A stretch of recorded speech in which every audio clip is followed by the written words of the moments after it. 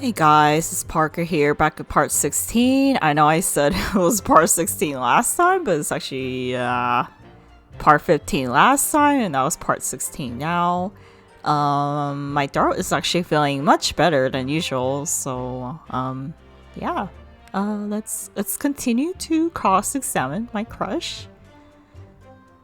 An impression of visage, seeking target one corpse. I'm kind of curious to know about her family practices. It is, assuming the subject is dead, of course. Live subjects have to cooperate in a similar way. I have letters from imprisoned criminals all the time, you know. What sort of letters? When my time comes, please make a waxwork of me. Homeka. No! My museum is famous, monsieur. To be made into a waxwork is an honor, and for some criminals, a simple status even. Because nothing stays harder than wax. And it's thanks to one killer in particular that my museum has gained such popularity in London. The professor. Whose form he claimed to have captured by taking an impression from the actual corpse. There are no exceptions to the principles to spells. Oh boy. She's so mysterious. I hit myself to gave me the signal. I am curious about that actually. You were there longer than you expected to be? I had some difficulties in capturing the subject's form correctly. As I removed the mask, the mouth of the cadaver fell open and had some problems with the chin. Dare I ask? The man had been dead for a short while already, you see. His muscles were relaxing, and consequently his chin would not align itself correctly. Oh dear, what a horrible thought. Under normal circumstances, I would have an assistant with me. However, that night, I was alone. As a consequence, I missed my preferred window of time. What do you mean? When I take the impression of the visage of a cadaver, I always wait until 3 hours after death. Why 3 hours? Is that amount of time significant? Because the body, hardens, I think, while it's like becoming a corpse after it's dead. It's because of rigor mortis. A wriggly mortis? It's the name given to a phenomenon that occurs in recently deceased bodies. As a rule, 3 hours post-death, the muscles in the body begin to stiffen. By approximately 10 hours post-death, the entire body is completely rigid and inflexible. And then from that point on, the muscles slowly start to revert to their relaxed state. The effect is often used to estimate the time of death when a body is discovered. Well, that was an education, if a slightly scary one. It was a scientific education. As the mademoiselle says, rigor mortis commences 3 hours after death, and it starts in the jaw. I see, so that's why you wait. Before that time, the mouth falls open, and it's very difficult to do my work. It's getting hard for me to do my work and all this talk of corpse. I wonder about the information the corpse just heard from Madame to spells. Then, like, she says she waited 3 hours after the body deceased because of rigor mortis, but then she checked the jaw, but the jaw fell open, so the jaw was not going through rigor mortis, so 3 hours didn't pass after the body died. So that's freaking weird. The information about rigor mortis that you just shared with us, would you mind including in your formal testimony? I believe it could be significant, you see. Of course, I do not mind at all. Her smile. I can't help feeling that after today's topic, the atmosphere of court has become extremely grave. This is no time for jokes, Mrs. Sato. Madame, kindly amend your testimony to discuss. Bien, sir. I kind of just want to like press all the statements here from her because I just want to like see her talk more. But yeah, regarding the body, I don't know, like let me look at the autopsy report. Cause 3 hours after death, it would have got into rigor mortis, but it didn't. Confirmed at midnight. It had nothing to do with money. The man is part of London's criminal history, that's why I had to sculpt him to record this history. It is the Rising Theatre at the Tospels Museum. Huh. So in a way, like, there's historians and artisans too. Do you realize what you're saying? The professor's identity is a national secret. I understand. And now that the truth about this treasure exhibit has been revealed, it must perhaps close. Of course it will, as will your entire museum, and don't tread very carefully, madame. You better tread carefully, Vansix! That could be another interesting chapter in the history of my family, I think, don't you? She's not even scared at all. So 10 years ago, on the night of the professor's execution, took a wax impression of his face on his corpse? Oi, exactamente. Exactamente. I can't do French. Hold it! What's the time of day then, approximately? Well, I cannot say, but when I left the cemetery with my utensils in wax, the morning light was becoming visible. The execution took place on 17th June, which had the earliest sunrise of that year. Indeed it did. First light would have been around 4:40 in the morning. That really is early.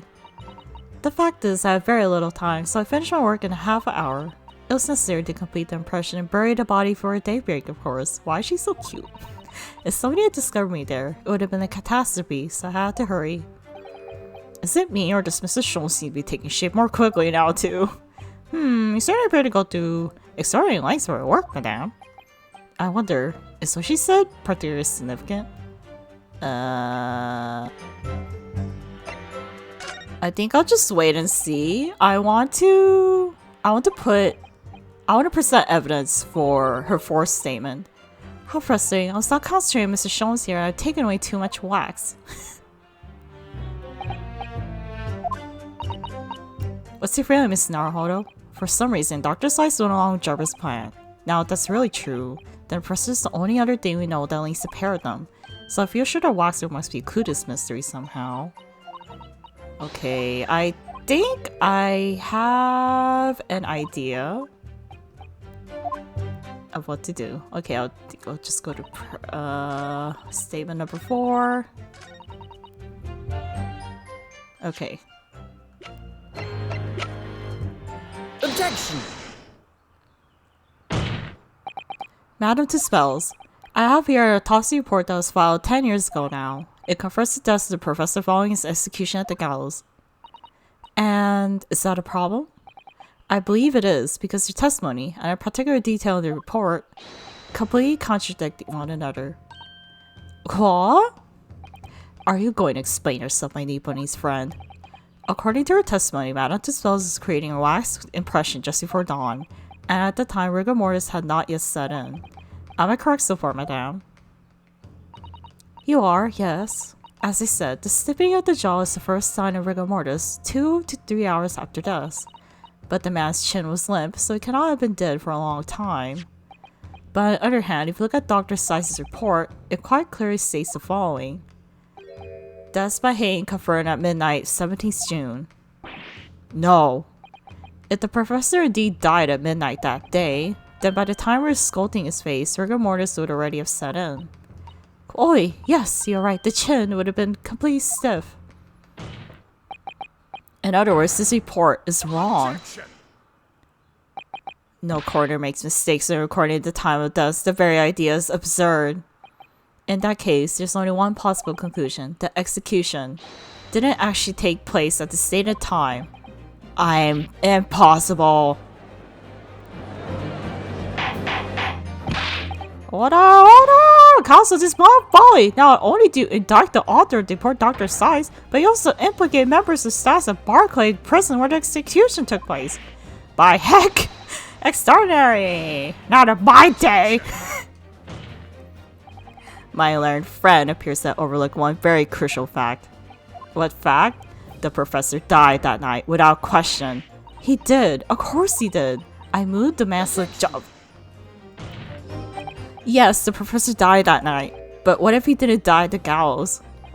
Didn't die? Are you insane? What exactly are you suggesting did happen in that case? It's almost impossible to believe, but it will explain the link between Dr. Slice, the professor, and that one other person of interest. I have evidence to explain exactly what actually happened that night. Did Trevor dig up the corpse early, or counsel present the evidence that actually explains what really happened? Or did Trevor? Oh my god. Okay, let me think.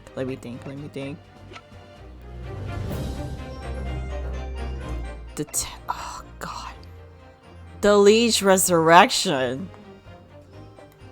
Oh my god. Oh. Take that! What happened? Like, oh yeah. Maybe the strangling didn't work by the hanging, and then he came out of his grave, and then Trevor killed him.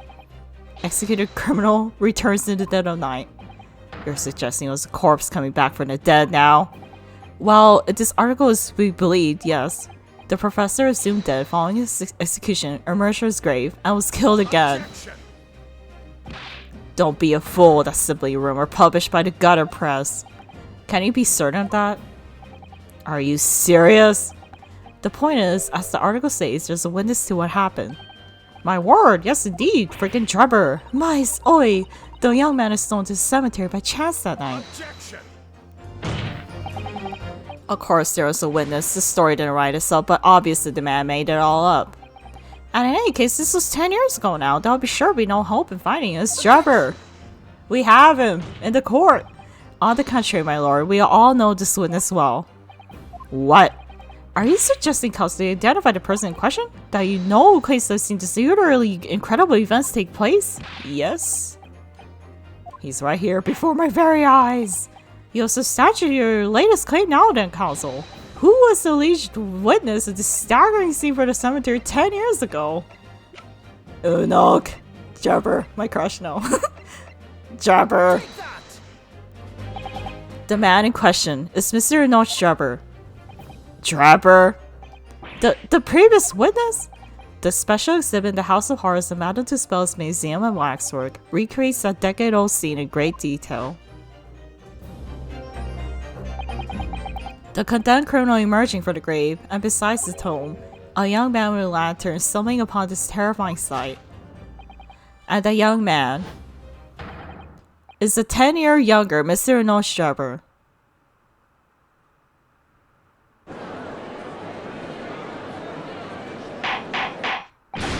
Order! Surely not, counsel. Trevor was there in Lowgate Cemetery. What is all this talk about Mr. Trevor? Is the name significant? He stole your statue. Of course, Madame Tussauds doesn't know, does she? Yes, extremely significant, madame. To your situation as well, in fact. What situation? The death of the Professor Waxwork from a museum some days ago was perpetrated by the very same man. None, but that would mean... Madame Tussauds. It would appear you know the name and no Trevor. Oi, yes, I know it, but from long ago in the past. What? Oh my, good gracious! Explain yourself, tell us everything you know. Was the gravedigger Trevor? Yes, of course.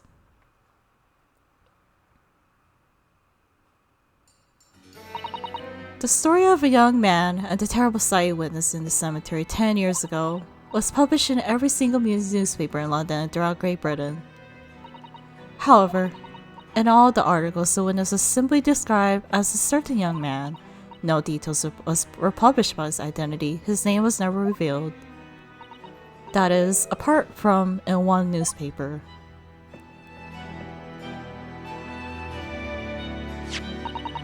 The Daily Circus is the paper from which comes the article I've already shown to court. You're saying that his full name was only publicized in that article? Goodness me, yes, here it is, the university student who experienced a shocking event with Mr. Enoch Trevor.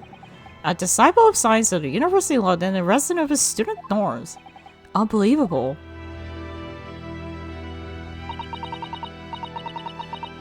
When I read the article, I went to meet the man. His discovery of the condemned criminal coming back to life in a cemetery in the dead of night would make a perfect exhibition for our House of Horrors, whether it was the truth or not. Damn, like this is 10 years ago. So Madame Tussauds is like only 16 when she like sculpted the professor. She's very talented. I see, so I went to meet Mr. Jabber in order to sculpt the waxwork demand, do you, Jew? Exactament. He was studying science at the University of London in those days. He was just a poor student. I paid him £5 to model for the waxwork. And since that time, it has been in my museum to recreate the scene of terror from the cemetery.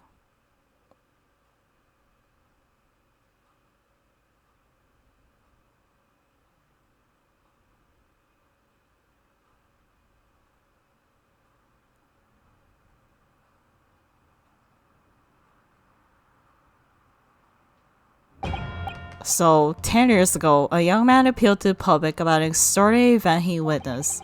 A criminal had been put to death, re-emerging from his grave in the middle of the night, but the public treated his claim as nothing more than an amusing anecdote that was soon forgotten. 10 years later, the same man steals a waxwork model of executed criminal, ostensibly to use as a body double for the victim in the case we're discussing here today, even though the waxwork's build is a poor match for the victim and his face is obscured by a mask. So the question is, why would the man do such a thing? Which brings us to 3 days ago when the birdcage crashed into a crystal tower. If the birdcage had in fact contained not the body of Mr. Assman, but the same waxwork, the coroner from Scotland Yard who investigated Dr. Sithe would have noticed immediately. But she didn't say anything for that. Why? Because the waxwork was that of the professor, is that what you're saying? Dr. Sithe put her name to a document confirming the death of a condemned criminal who is still alive. A criminal whose apparent resurrection was witnessed by Mr. Jabber. But that misconduct was his deadly secret the coroner would do anything to protect, which is precisely why Mr. Jabber used that particular waxwork as the body double.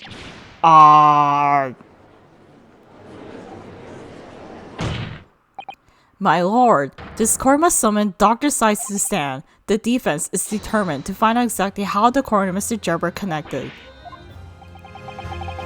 But according to the minutes that received this morning through the prosecutor's office, Dr. Sithe is unable to participate in proceedings. Is that not the case? She told us so herself, didn't she? Yep, she sure did. You know, Star really reminds me of Grant from the last case in the first Ace Attorney game. You know, the guy with the orange tuxedo suit. Like, they look very similar.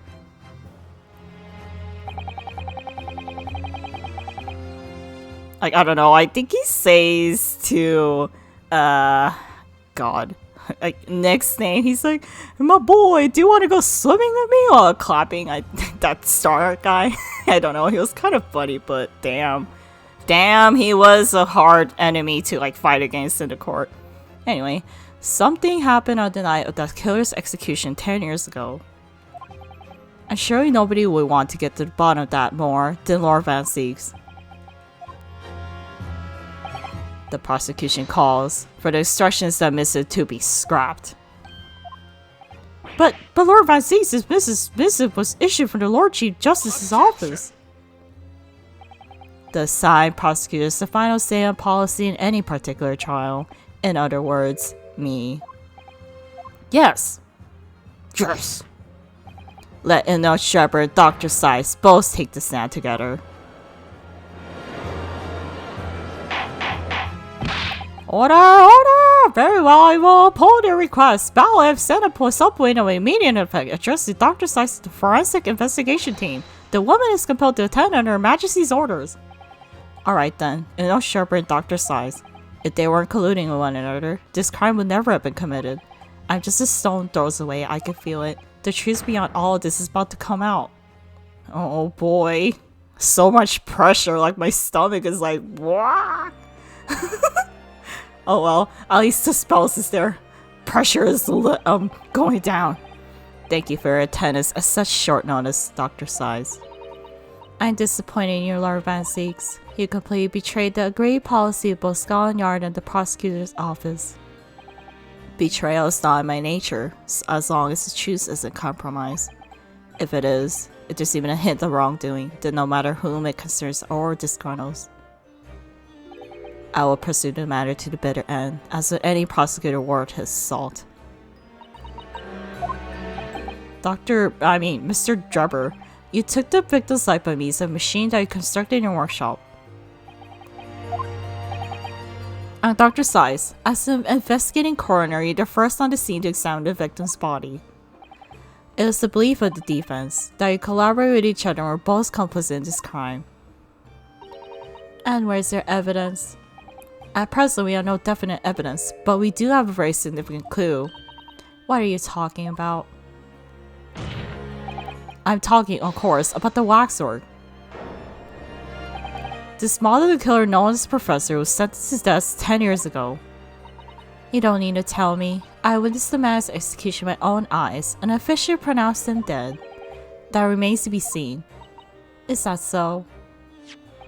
According to newspaper reports from the time at the night following his execution, the killer came back to life. Don't waste my time. And the sole witness to the mysterious event was you, Mr. Drebber, wasn't it?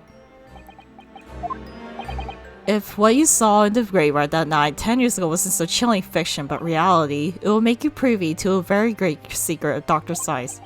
A secret so profound, it will compel the coroner to agree to collaborate in your evil scheme, in fact. Mr. Drebber, tell everyone the truth of what you saw that night in the Lowgate Cemetery. I don't think he will. So easily, though. So he was the student who saw it. You can see the resemblance actually getting with the man. And I don't know. Sure, he's not going to claim it. We really saw it. He was a research student at the University of London, was he? And a bit too clever for his own good, if you ask me. Ka ka ka. What an interesting twist. When at the time, not one person would take me seriously. Yet now here we are, 10 years later, and suddenly my story matters, and in a court of law too.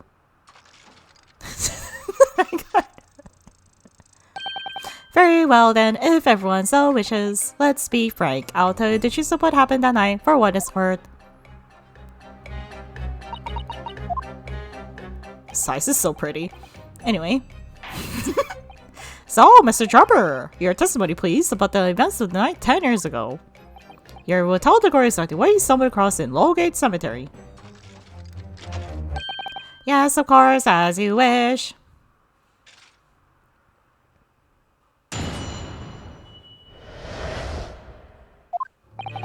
The reason I was in Lowgate Cemetery at all 10 years ago was for a spot of moonlighting, shall we say. Why did you have a shovel then? Yes, the illustration of newspaper articles based on what I witnessed that night. But thinking back now, I realized that I never actually saw the professor, are you sure? Soon afterwards, I was visited by a young woman who sculpted a model of me from wax.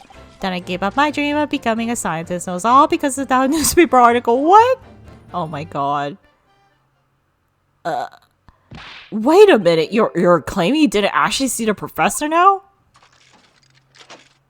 Of course, he'd have to grab his screw loose if he believed, of course he could come back from the dead.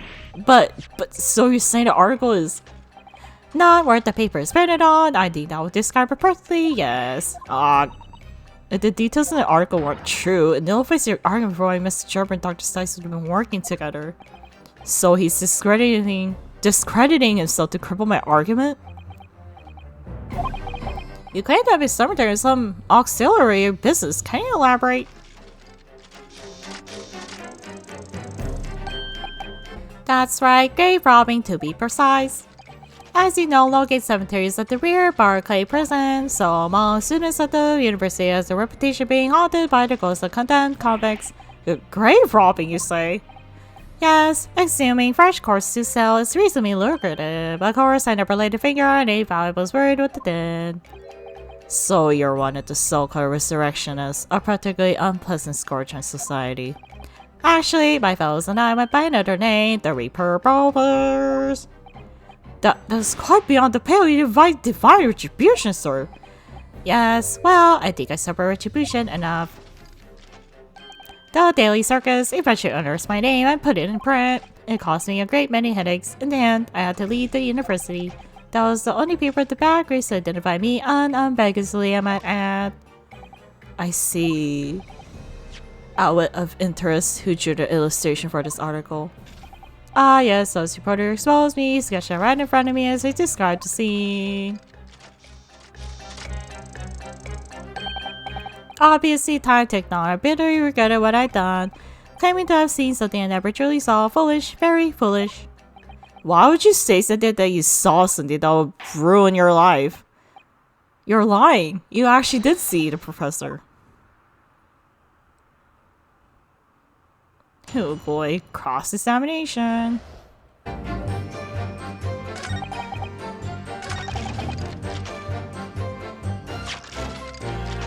Then why was this article there, like, if you didn't see it? Sorry, Mr. Gerber, but I don't believe that. Don't believe what?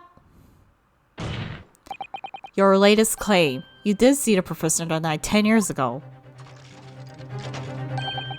Oh dear, we seem to be at odds, but I was there and you were not. I know what I didn't see. The illustration of this article was drawn based upon what you told the journalists that you witnessed.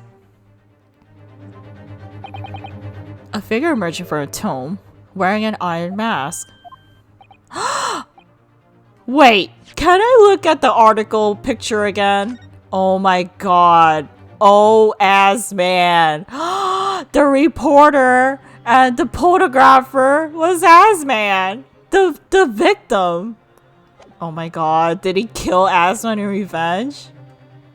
Yes, and the killer was tried 10 years ago. It was decided in the closed court's ruling that the man wore the mask to hide his identity. It wasn't to be removed even during his execution and subsequent burial. So, how would you even know that he wore an iron mask? So, Mrs. Gerber, as you just heard, a lowly student of the University of London certainly wouldn't have known about the condemned man's mask. So, unless you've actually seen the professor that night, it's inconceivable that the artist would have included the mask in that illustration. Oh my god. I just like that the spells is like so small. Like her eye is so small.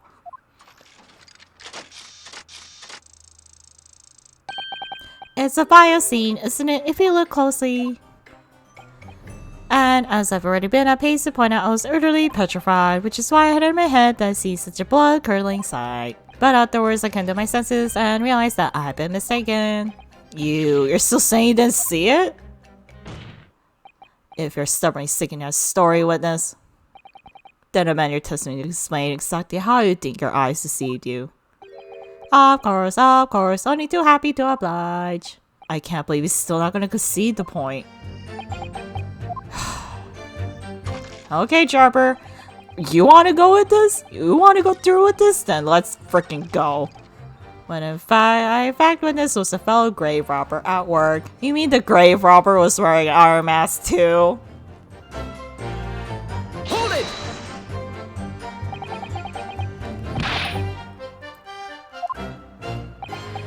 Well, I wasn't the only one busy in the cemetery that night, you know. Other body snatchers were at work. Of course, when I saw one emerging from the hole he's dug, my heart very nearly sobbed. So that's the terrifying side I actually saw, you see. You're claiming it was just another student equally insalubrious business as yourself. Many of the medical students wear metal masks to protect them from bacteria during dissection. It's scared the fellow is using such a mask to protect his anonymity. Objection! Wait, what? Whoops, I accidentally pressed A. In the next whoops, let me just go over here. Clearly the fellow was just using a mask when you said, oh, okay. In the next seconds, a gunshot rang out suddenly from behind. The bullet pierced the restricted man's chest, whose breast then stilled once more. Did he get shot? Excuse me? Oh my god.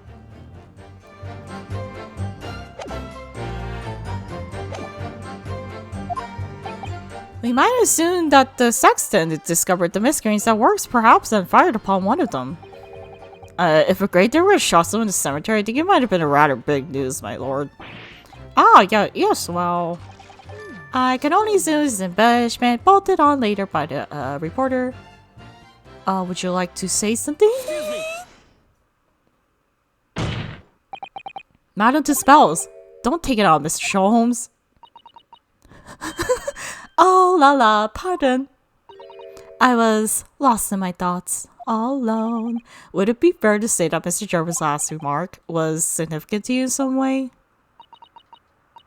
I thought it was a little strange, that is all. How much sheer Jabber could claim this now. If you don't mind me saying, Madame, what are you talking about? Well, when I met you 10 years ago at university dormitory, you recounted to me about your branch's cemetery, none? Including the gunshot.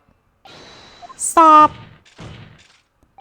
You might want to watch your tongue, you know.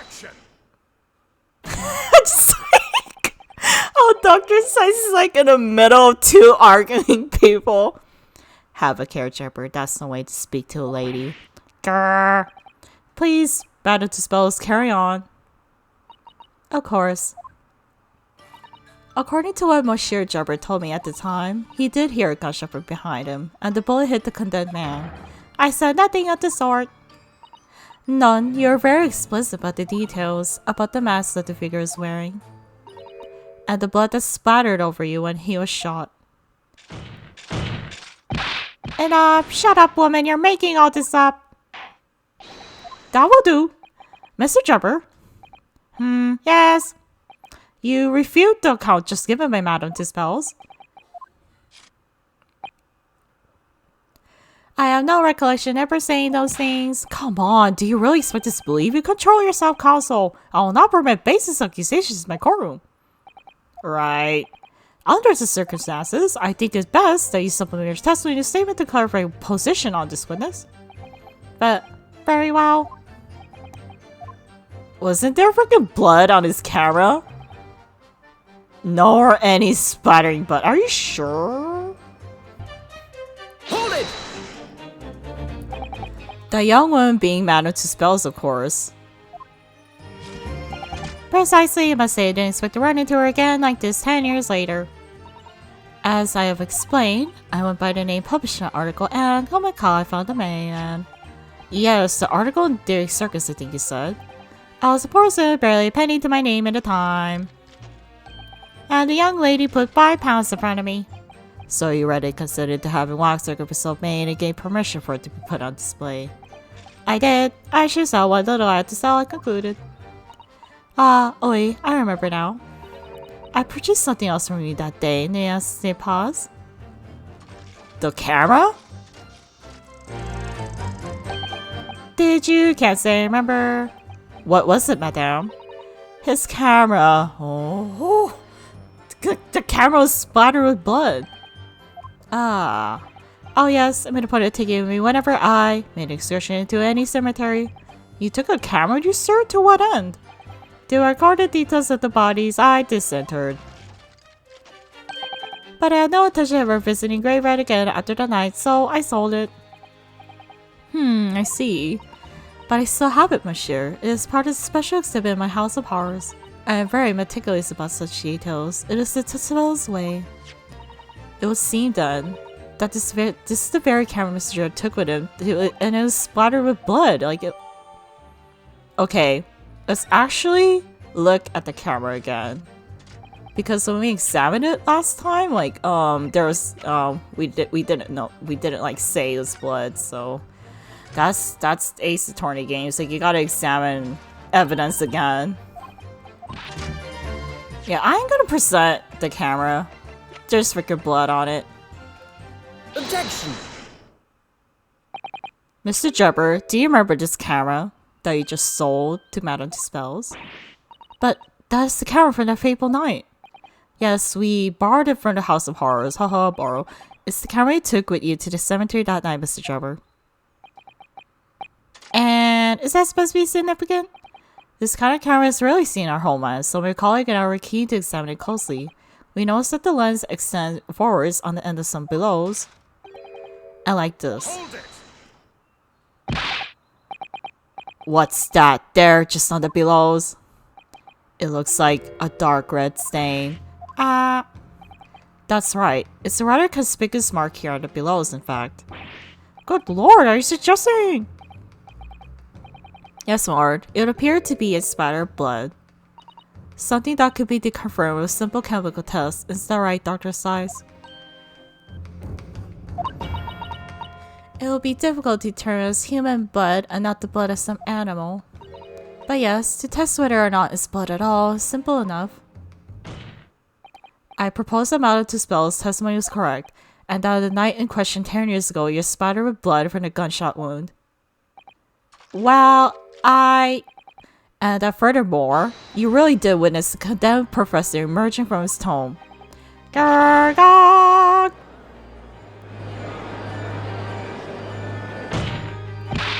There's simply no way you could have forgotten such a traumatic experience. In other words, the only explanation is that you try to hide the fact that you saw the professor that night. But why? Why would he want to do that? Well, not for his own gain, no seem. For whose then? Who could benefit? Dr. Sithe. Mr. Gerber is obviously lying in order to protect somebody. My goodness, he's shielding someone? Yes, my lord, and clearly is someone who doesn't want to choose but the professor coming back to life to be exposed. Sithe.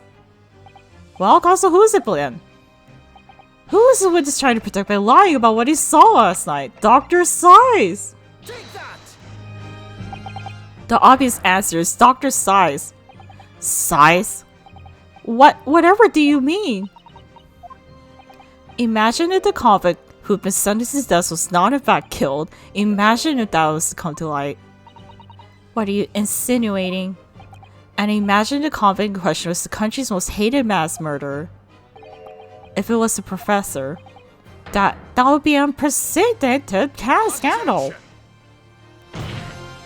This is beyond a joke. They need to point out that the dead cannot come back to life. He wasn't dead when they were burying him. What are you suggesting would mean that the execution never actually happened? Yes, that's exactly what it would mean. Once a man is sent to gallows, he hangs. No one could escape, not in Great Britain. But the fact is, there's a witness to the fact that a man did escape his hanging. That's not really true, Counsel. The implication of misconduct would not stop the supervising coroner. It would take the honor of the entire judiciary, from the ground up. And it's exactly because of these monumental repercussions that Dr. Sithe would consent to any demand made of her by someone who threatened to expose the secret, even if that meant being complicit in a crime. You mean... I mean that Dr. Sithe wasn't collaborating with Mr. Gerber's wicked scheme. She was coerced into collaborating in order to protect a decade-old secret. She switched the dead body of Mr. Aslan into a waxwork model and fabricated the autopsy report. Oh my god.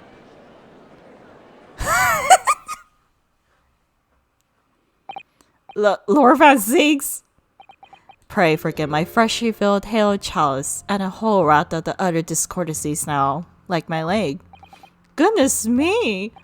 It's just the sort of tall tale others would enjoy, I grant you. An executed killer rising from the dead, a Scotland Yard cover-up, a conspiracy at the highest levels. So let me ask you one thing. What's that? If the condemned man really did emerge from his tomb that night only to be shot in the chest, who pulled the trigger? And disposed of him forever?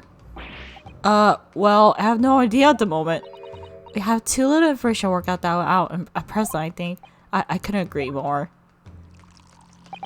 The Old Bailey's no place for foul fantasies. Ugh.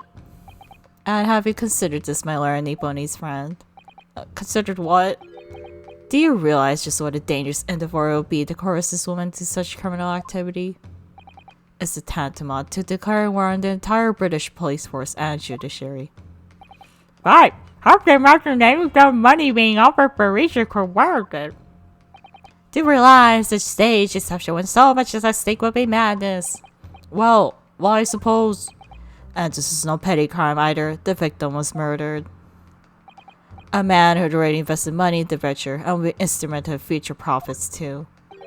Yes, I have no reason to become his husband at all. Or are you forgetting that his death results in me receiving not a single penny? He ruined your life by taking a picture of you and saying your name in the article.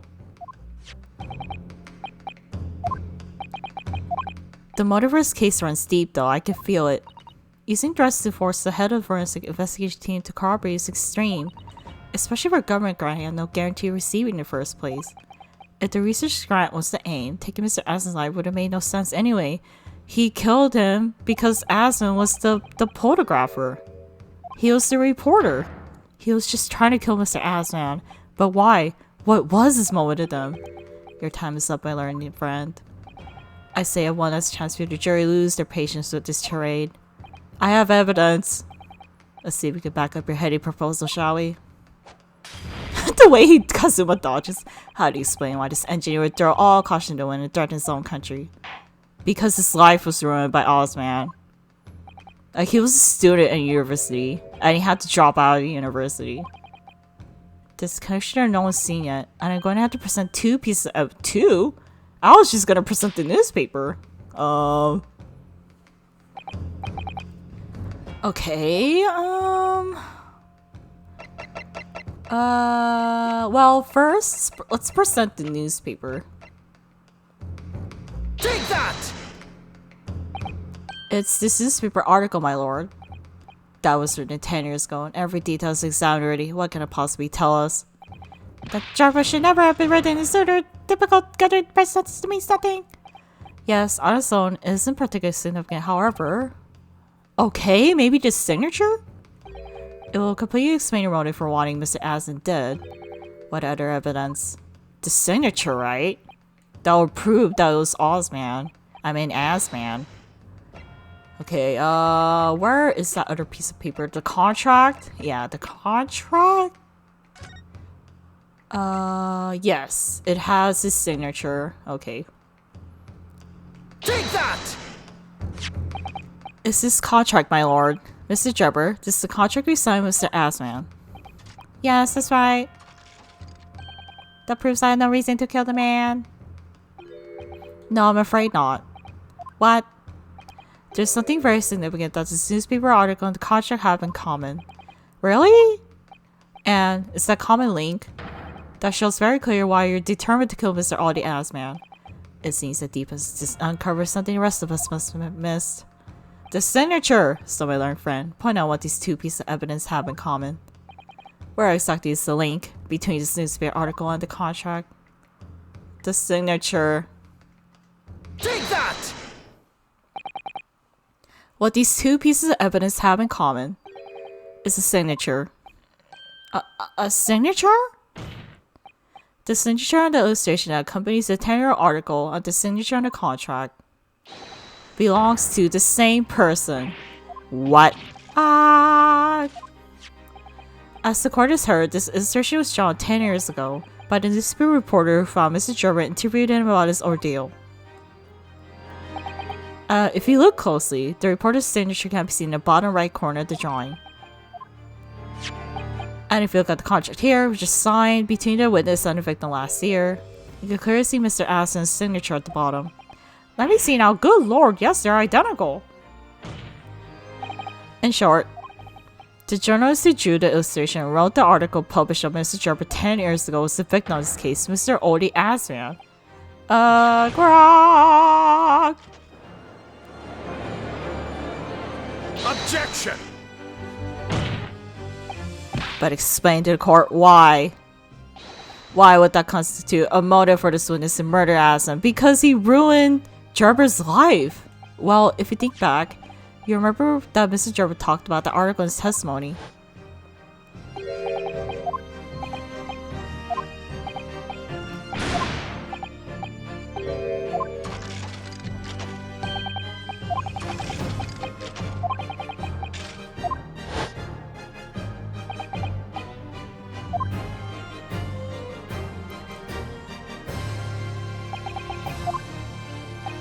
At the time, you were a student at the University of London and dreamt of becoming a scientist. However, this single newspaper article changed your entire life.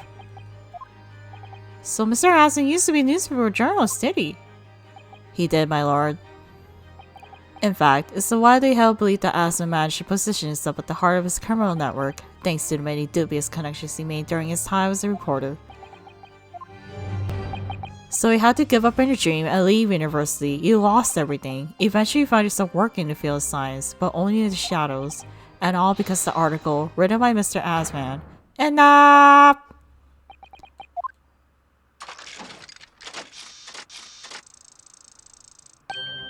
stop this endless drama about my life. What? Explain yourself, Mr. Drebber. Yes, it's true. I believe the university as a result of that article. But it was just the straw that broke the camel's back. What do you mean? Almost every student of science university was too poor to actually conduct any research, but they stuck on with their hypothesis anyway. We all did, only to have them taken by vultures. Sooner or later, you knew your ideas would be stolen and patented by some wretch or other. That's after all. Good gracious.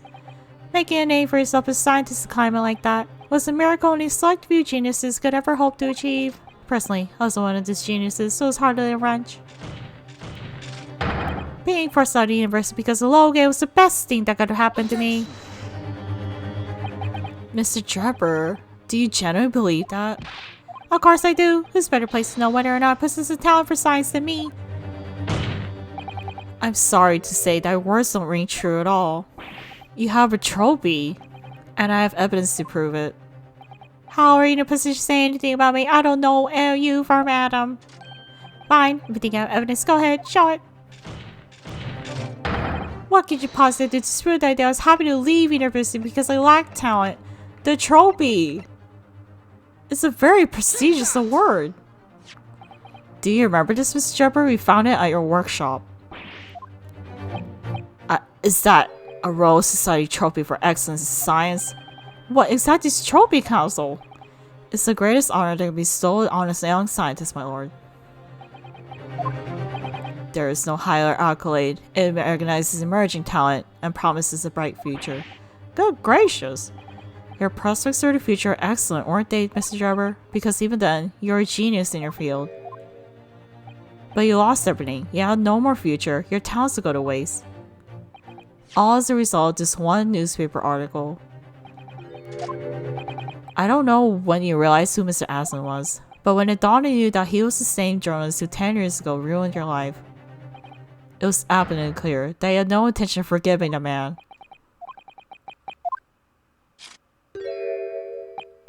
The truth is... Fine, he's going to fold.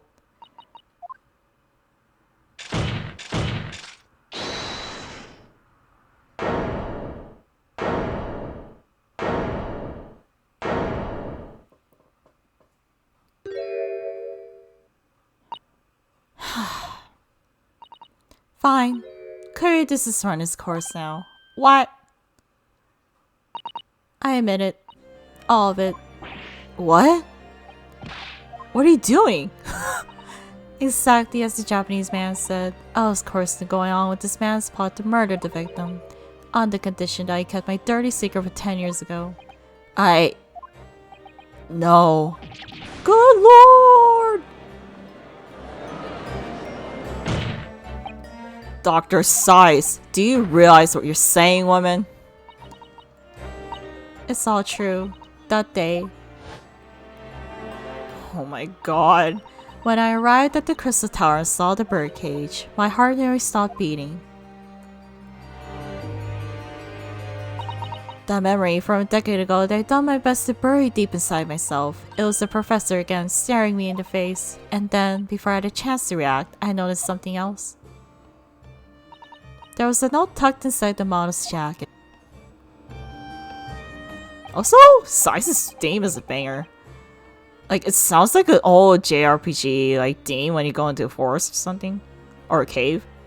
Dr. Sithe, you will go along with my plan. From someone who knows the truth about what really happened that night 10 years ago.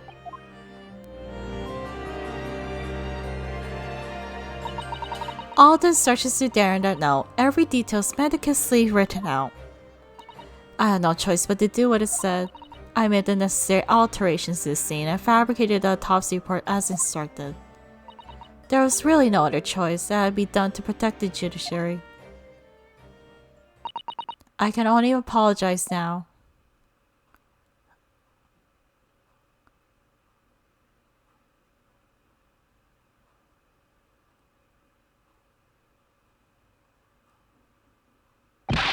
Why on earth would you buckle now? Well, there's no point trying to hide it anymore, is there? I would have done anything to stop it coming out, even collaborating in murder. But the great lie about the execution 10 years ago has been exposed. Whatever happens, I'm finished. So then, Mrs. Gerber, what do you say to that? Your accomplice has admitted everything. Surely it goes without saying. You admit your part in it, then? Do you admit it? I admit nothing at all. Whoa! Have you forgotten that the kisses machine was ripped to shreds by explosion? Short of me admitting to a crime, just really an impossible way for you to prove I did anything wrong. No!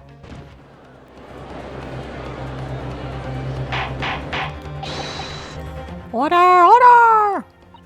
Whatever this man says, I admit everything. He threatened to expose me secrets, so I went along with his plan. And Lord Van Seeks, yes. I hope you accept my apologies. Whatever happens next is in your hands, of course. I've heard more than enough now. I hereby present the final findings of this court. This trial is not the proper forum in which to pursue the alleged wrongdoings of Mr. Drebber. The defendant is Professor Albert Harebrain. Very true. It has slipped my mind. Isn't he one of our closest friends? As the court has heard, Dr. Slice is admitted to the allegations brought by the defense, thereby absolving the defendant of any possible guilt. You mean? At the present time, it's the conclusion of the court that the defendant is not involved in any wrongdoing. Are you sure? Does the prosecution have any objection?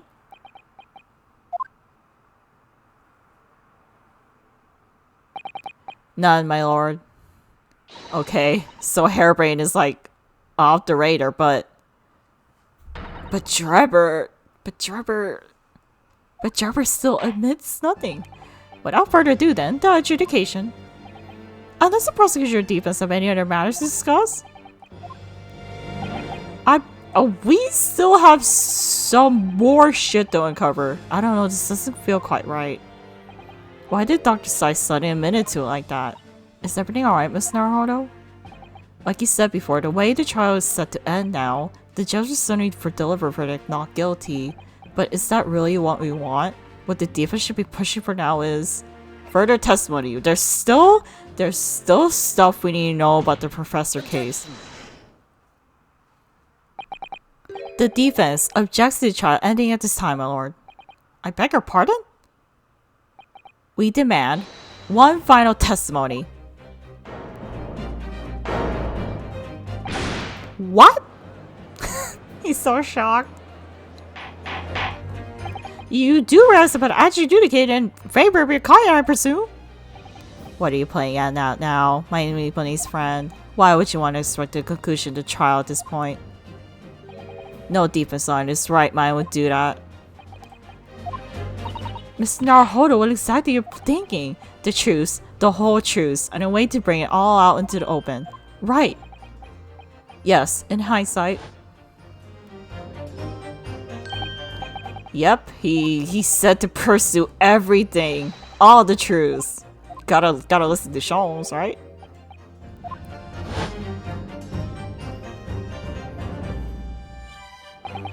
I'm sure Mr. Sholmes knew. He must have deduced that this would happen. Yes, I'm here in court to advocate for my client and to secure an acquittal. Obviously. But that's not all. I believe that I have a duty to the court to pursue the whole truth of this case until every last detail is laid bare. And that's why the defense calls for further testimony from Dr. Slice. Testimony from me? About what? About the nature of a collaboration with Mr. and Mrs. Drebber. Ha!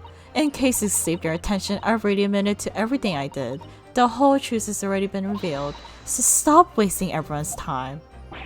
As his lordship made very plain, your client will get the acquittal you wanted for him. There's simply no point protracting dismissals further with another tedious cross-examination.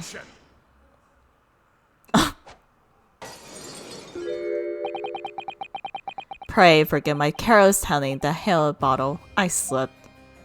That's what you call it? What is your objection, Lord Van Seeks? The prosecution. Oops. The prosecution also calls for supplementary testimony from the witness. Don't be stupid. If there is more to this case that has yet come to light, then I will join my learned friend in pursuing the facts until the bitter end. You what? Lord Van Seeks? This is most irregular to say the least. However, as pressing as those calls were, I'll pull the request. Dr. Sithe will testify for the court, explain to the full extent of your involvement in the murder apparently committed by Mr. Jubber. Very well. Alright, here we go with this testimony. It all began at the scene when I saw the wax organ and note tucked inside his jacket. The actual body of the victim, as indicated in those instructions, was beneath the experimentation stage. The body had to be arranged in certain ways to implicate the defendant, which was my job. I enlisted the help of the entire forensic investigation team to dress the scene appropriately. The truth about the execution 10 years ago is a state secret at the highest level. I had to protect it. Okay. So I was right, the stage and the machine were all especially designed for the deception. So it seems, and all meticulously prepared, you did well to see through it.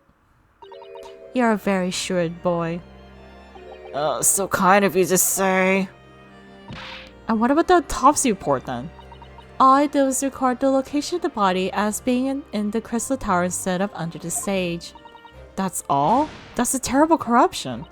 Only my team were aware of the deceit, and then only under my explicit instructions.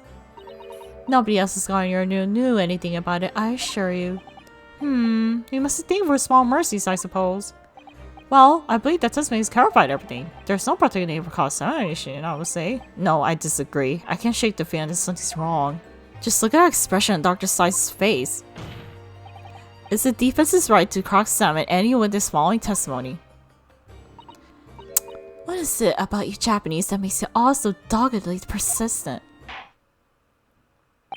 Very well, if you so desire, counsel, proceed with the cross-examination. Yes, my lord. Alright, here we go. Cross-examination.